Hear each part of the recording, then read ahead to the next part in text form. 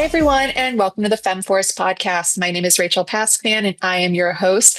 And today I'm so excited because I get to be joined by Dr. Loretta Breuning, founder of the Inner Mammal Institute, a psychology professor, a speaker, and an author of multiple books on brain chemistry and happiness. And we're going to talk a lot of today about understanding happiness from the lens of animal behavior, neuroscience, and how we can retrain our brains. So I'm so excited to have you here. Thank you so much for being on. Hi, thanks so much for having me. I want to say, in all honesty, that I was not a psychology professor. I was a management professor, and I took early retirement, and I studied psychology on my own. And today, I'm just saying this because what I'm saying does not have the official blessing of academic psychology. Yeah, we don't need that. That's fine. You're doing you. We love that. So tell us how you got in to this type of work, because it's very niche. Yes, it is. Shortest answer possible. Well, let's see. We're all wired when we were young. And when I was young, I was surrounded by a lot of unhappiness. And so I think I was always trying to figure out, what is everybody so upset about? And then when I was in college and I discovered academic psychology, I thought, well, this is the answer. This will fix everything. And I followed that for many years. But as time went by, let's just say I observed that it didn't fix everything. And also because I was teaching international management, so I had the opportunity to live and work with many different cultures. And I always had the illusion that other cultures were happier, and I had to give up that illusion too. And when my own kids were teenagers, that pulled me more into that, like I have to have the answer right now of why people are the way they are. So I started reading about the animal brain, and it was usually with one little reference here and one little reference there, and nobody had put it together. So I took early retirement and focused on the huge wealth of research done on the animal brain in the second half of the 20th century, which is currently being ignored. I mean, and it's just super fascinating because, I mean, what sparked this experience for you was your children. I mean, and animals have children too. So there has to already be an idea of a correlation there. Yes, but it's not necessarily the warm and fuzzy thing that we want to hear and that we are hearing. In reality, animals have a lot of tension with their children, with their peers, not just with predators. And they have a brain that processes and weighs the facts of which path is best for me in light of this. And that's self-interest, but not in a cognitive rational sense, but it's weighed in chemicals. So when an animal sees something good for them, a happy chemical is released and they go toward it. When they see something bad for them, a threat chemical is released and they pull back. And this is the core operating system we've inherited. I mean, you talked about a little for a moment of growing up around a lot of unhappiness. How does that shape your lifelong interest in looking into this? Do you feel like it helps bring closure or just understanding to it more? Well, you're right that closure, releasing. So for me, it's different for everyone because every child, when they're exposed to unhappiness, they're given an explanation that our conscious verbal brain absorbs. And so we kind of waste years and decades, on that conscious explanation before we maybe challenge it and go deeper. So in my case, there wasn't much of an explanation except for blaming me. Like it's your fault. When my mother would have a tantrum, it would be my fault. So on some level, I had to say, I don't really think it's my fault. There must be something else going on. So what else is going on? And I sort of had the smoking gun all along because my mother was always telling me how bad her childhood was. But, when you're a kid and your mother is crying on your shoulder about her childhood, you can't really process that. But then later on, I was like, wow, we're all wired by our childhood. And in adulthood, we use the wiring we have. And that's something I learned from animals. So animals are born hardwired. The example we hear that an animal can run with the herd the day it's born because it's hardwired. An animal can leave its mother the month after it's born because it's hardwired with skills. But humans take a really long time, like a decade or two, depending on how you count, to build that wiring. So we're not designed to just delete that wiring. That wiring was built to last for a lifetime. And this is why everyone sees the world through the lens of their early experience. I mean, that's so interesting that you point. I mean, elephants literally, the males, they go off and like find their own mates, and like the lionesses, they have to go find like all of those things. If you don't think about it in the times. And I've been to Africa numerous times and I love it so much there. But whenever I get to do a safari, like it's amazing that we're not as in depth in our own in development as they are, but yet we're looked at as the superior species. Well, yeah. So I'm not saying that they're better or smarter, because when an animal is wired at birth, it has no ability to learn. Like everyone talks about how intelligent animals are, but let's say that its ability to learn is extremely limited. And so an animal, in order to survive, needs to stay in the niche that its great grandparents adapted to. Otherwise, it will die. So its ability to learn new skills outside of those hardwired ones is rather limited. And so in your personal life, you've done a lot of travel. How did traveling the world shape your perspective on the emotional health and happiness, across just completely different cultures? So the interesting thing is that they're not that different, that they have the same angst, the same drama. So I wanted to find the promised land. And I grew up with this idea that there's a happy place somewhere else. And each person may have their own way of defining that happy place. When I was young, it was Paris. So I thought if I could, yeah. So I saved all my money and I went to Paris the minute I graduated from high school. And needless to say, I was still who I was, even in Paris. So I had to deal with that. And yet I thought, well, I went to Europe again and again, and then I figured out. So then I started going to Africa like you and other places, Asia, and I studied the cultures and talked to people. And I would hear really bad stories about what goes on behind closed doors everywhere. Yeah. And maybe, you could find that if you look, but otherwise, if you want to have rose-colored glasses in those other countries, it's akin to hundreds of years ago, a young person did the grand tour, and they would have this idealized view of other countries because they had a permissiveness when they left home, and alcohol was cheap. And in fact, prostitutes were cheap.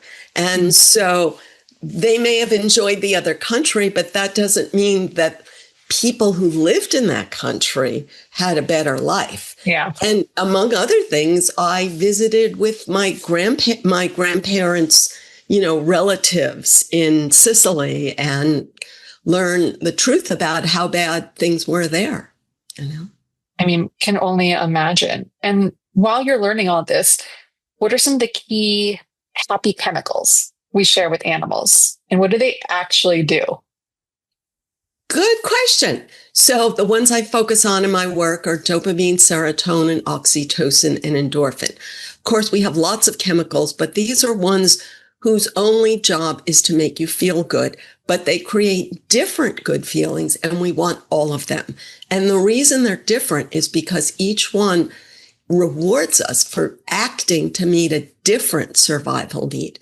So dopamine is the most all-purpose. So anytime you meet a survival need, your brain rewards you with dopamine. But in the modern world, our survival needs are met so easily that on the one hand, we create life or death drama about things, But on all the the other time. hand, yeah, we look for like different ways to spark them. So the simplest way to understand it is it's really about predicting something's going to feel good. So we get excited in advance when we predict like, this is going to change my life, or this is really going to make me happy. And even just prediction as an end in itself, which is why people obsess over the stock market, the weather, politics, and sports, because they're all prediction activities. See, that makes complete sense. And I only think of all these memes that I keep seeing online where girls are like, why do I have the same adrenaline rush for answering an email that I do from if I was being chased by a bear? And I'm like, same girl, same. But it does, it fits. Yeah. And just to mention, adrenaline is anticipation.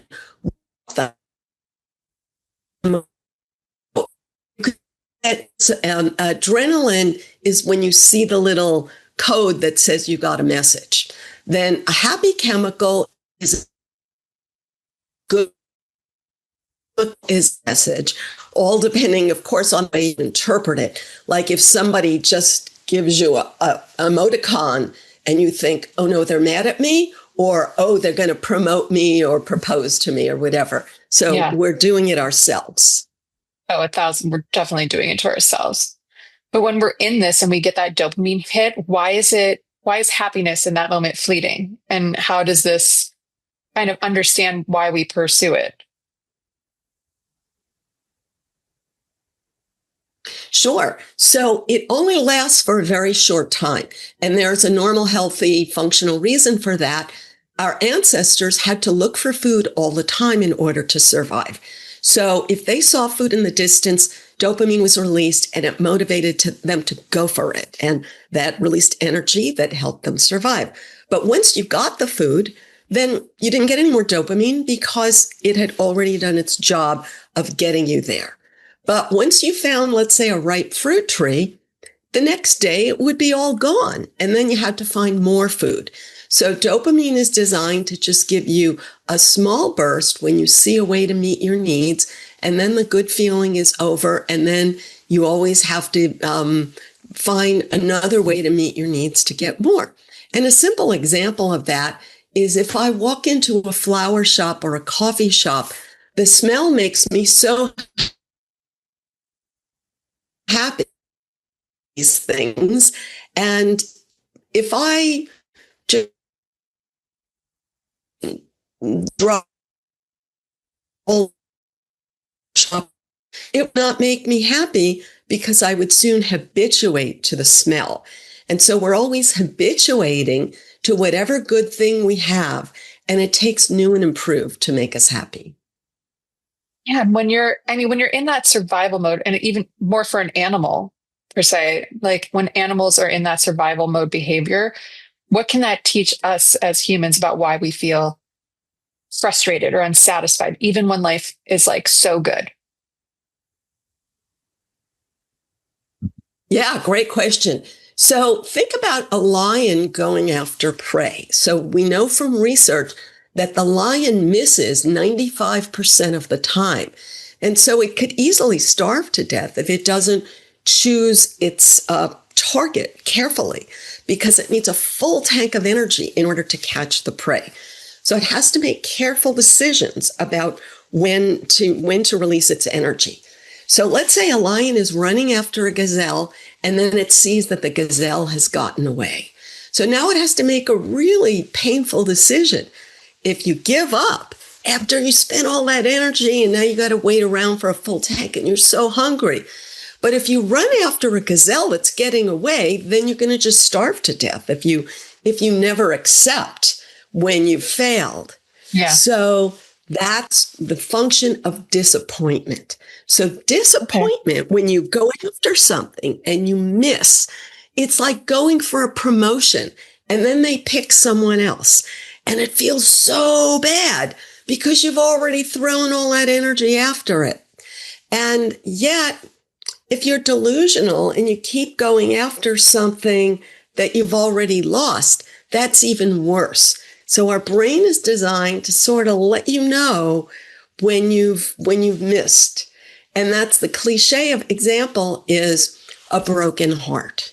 So you go after a romantic prospect, and then when you finally see that this is not going to work out, like if you were in love with that person forever, then you would never find someone else and you would never pass on your genes. So your brain is designed to make it really painful so that you give up on that last target and find a new target. I mean, that's a beautiful way to put it. I mean, when you're going through heartbreak and thinking of it like that, how can we begin to rewire our own brains using the knowledge from your work? So the first thing is self-acceptance and to know that this is all going on and it's going on in everybody. And this is so different from what you hear from either academic psychology or let's say commercially marketed psychology. Yeah. Because they are telling you that you have a disorder when you feel bad. And then you define yourself with one disorder or another, and you look to them for a cure. And then if you still feel bad, then you shop for another cure and another. And you still end up thinking like something's wrong with you rather than just accepting that this is the natural brain. And no one can really fix it but you by accepting that we have these impulses and we have to manage them, and no life is without pain. That's beautiful. What inspired you to turn this type of science into books for just the general audience and not for academia or for, students that are specifically studying this? Well, first, academia does not accept anything I'm saying and does not approve of it. So I wouldn't, and they're still not. We could go into why if you want.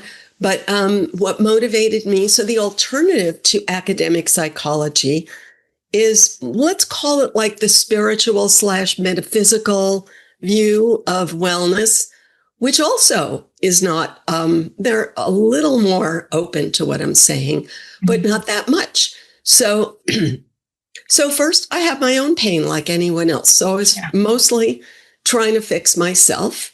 And I realized that I was not getting this anywhere. And the place that I got it more than anything else was, it's a field called evolutionary psychology, which had a brief flash in the pan in the 80s and 90s. And ironically, this is when I was busy raising children. I was done with grad school, so I never heard it in school. And by the time I raised my children and I was ready to learn, these fields had already been condemned by, let's say, progressive psychology. Okay. And then how has writing shaped the way that you share your message with the world? Because that has to be really freeing to be able to, get it out and speak what you've learned. Yes, thank you. Yeah. Well, I happen to love writing. So everyone has those things that they love. And some people love, let's say, networking. I don't love networking, but I love talking to people like you who are interested. Yeah. But I really don't love talking to people who are not interested.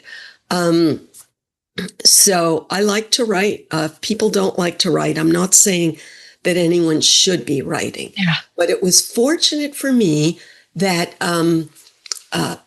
self-publishing became a thing at that time period when I was able to take early retirement. But I have another interesting couple of skills. Like we each sort of bring in whatever skills we have.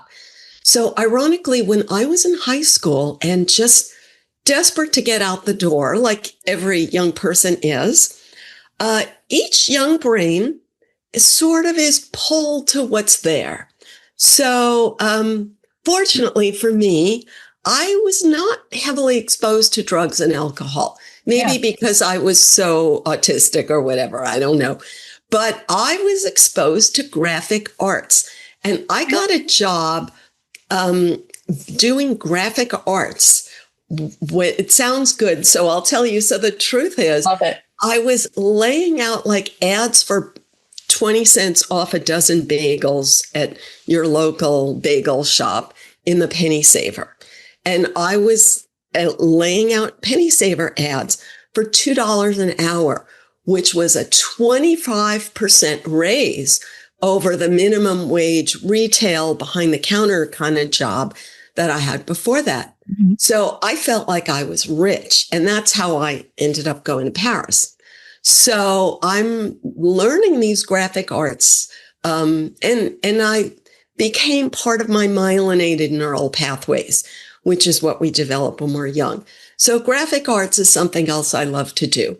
So at this point in my life, I've written so many books, and as much as I like to write books, not a lot of people are reading books these days. So I decided to make some graphic arts PDF kind of books in order to spread the message wider.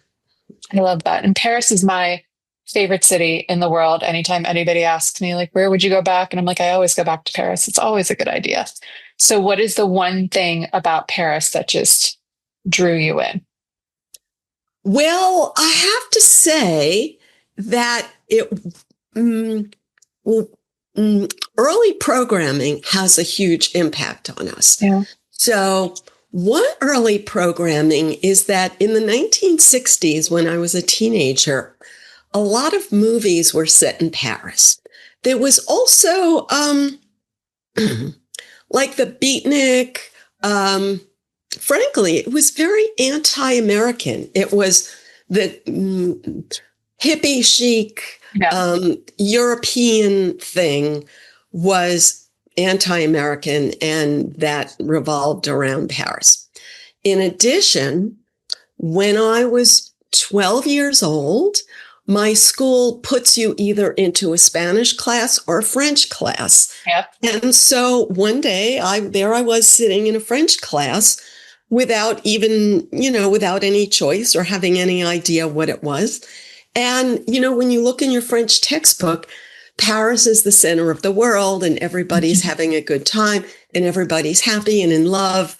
And so that was the promised land in my nonverbal brain that was just from repeated exposure, Yes. I mean, I love it. And I'd love to go back. It's literally my favorite place in the world. Thanks. Well, I wish I could still say that. But for me, well, I have been there a lot, but I don't have really rose-colored glasses about it anymore. I'll tell you a couple of funny things about it, though, that I'd love to hear your opinion. So when I was there first time in the early 70s, it was dark. And the reason is that for 100 years, people had burned coal. Yeah. And then by the time I went back in like the 80s and 90s, they had sandblasted all the building. And it was suddenly like the beauty that we hear more about. And the funny thing is that I say, like, nobody celebrated that. Like when Europe went from being black to white, like we only talk about what's bad. And like when things go well, nobody celebrates it. I think they celebrated. I think you had World War II, and like a lot of that was from the bombing and the Nazis taking over and the art being stolen and just going through that period of such poverty if you were a French citizen. And I mean, that's why we celebrate Bastille Day every year. We love that. And like D-Day and the revolution. And I mean, I don't think we hear about it from American standpoints, but like what it was like over there, even when they were fully occupied, and they were occupied for a long time. Yeah. And if you go to Germany, I mean, even Munich, stunning city, but they're still rebuilding in that the war ended 70 years ago. And there's still buildings that have been, from our airstrikes or from, Ally airstrikes. Yeah. And so I think they celebrate in that way, but it's also probably like our Vietnam War where it's hard to talk about, hard to celebrate. Yeah. But also like from the Victorian period, people burned coal, and even coal was a step up from firewood. So I think there was the black soot that covered buildings for like, a couple of 100 years. No, it's so, I mean, the history there is just, it's so phenomenal, and it's so in-depth and entwined. Yeah. So going back to your book, though, can you share one key takeaway from your most recent book that listeners can apply today? Sure. So my most recent book is Why You're Unhappy: Biology versus Politics. So this is about the idea that we are sold the idea that happiness is the natural default state. And if you're not happy, it's because something has gone wrong. So whoever you blame for what went wrong, that you expect them to fix it for you. And that is profoundly disempowering, to expect someone else to sort of make you happy. And so we need to understand why our brain naturally creates so much unhappiness, and that we have the power to manage it. But it's hard work. It's sort of like a rider managing a horse. And if you learn the skill of managing a horse, it can do beautiful things. But if you don't learn the skill of managing a horse, it will want to just stay in the barn and eat all day and jump in panic when it hears an unfamiliar noise. No, that's such a good point. And I love that. And I think readers should definitely go out there, check out this book, and, get this other perspective of something that they might not have even thought about before. So one final question I like to ask all my guests as we wrap up is, if you could give one piece of advice to your 16-year-old self, what would that be? Well, like anyone, I wish that I had not allowed myself to believe that bad feelings were caused by the external world, but to understand that I was creating bad feelings with old neural pathways. And there's nothing shameful about that. That old neural pathways are built from real experiences, and everyone has them. But that they make the world look worse than it is. Love that. But that's such a good piece of advice you can take on today. So tell everybody where they can find the book, where they can find your site, so they can look everything up. And we'll put these in the notes too, so no worries. But just in case they're vocal learners.